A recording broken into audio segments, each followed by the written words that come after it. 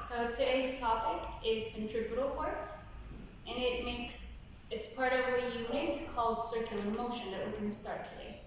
Circular motion is something you must all be very aware of because it's every time that something moves in a circle or an orbit. So for example, it's present in the orbits of moons, of planets, of the sun, and it's present in orbits of electrons around the nucleus of an atom. And it's also present in amusement parks and rides that go in a circle, or anytime there's a curve on a road, or every time you move in a circle. That's all part of circular motion. So we're going to start with an example in which a stone is tied to a string and you hold it over your head and make it go around in horizontal circles over your head. So if you look at it from above, you would see something like this. The stone, and this is the circular path that it takes, that it makes around your head. So with this pink marker, I'm going to draw the direction of motion of the stone. The stone, in this moment, when it's at this point of the circle, it's going to move to the left. But when it's here, it's going to move maybe tilted downwards. And it's going to follow the circle in this way.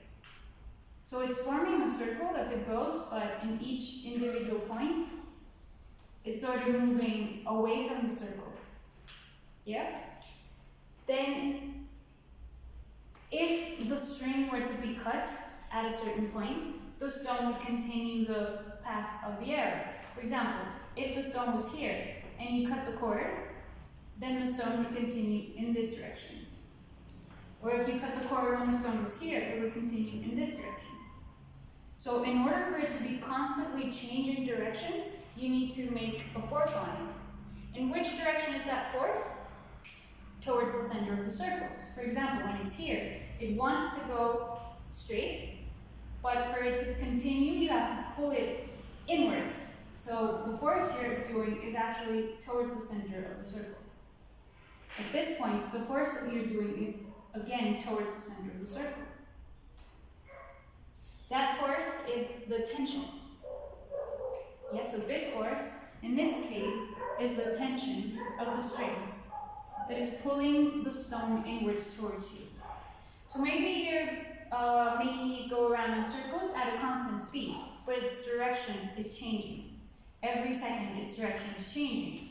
And since velocity is a vector that includes magnitude and direction, if the velocity changes, then there must be an acceleration. An acceleration means that there must be a force acting on the stone at every point of the circle. If not, it would continue in the path that it would want to move in naturally. So what is that force? So the string must be exerting a force. In this case, we said it was the tension towards the center of the circle that keeps the stone moving in a circular path. That force we're going to call centripetal force. So centripetal force is any force that keeps an object moving around in a circle, and it always acts towards the center of the circle. That's very important. It's never going to act outwards, it's never going to act in the direction that the object wants to move. It always acts towards the center of the circle.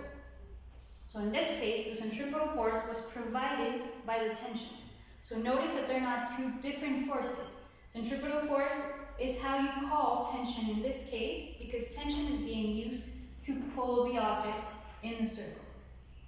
In the next video, we're going to see the mathematical definition of a centripetal force.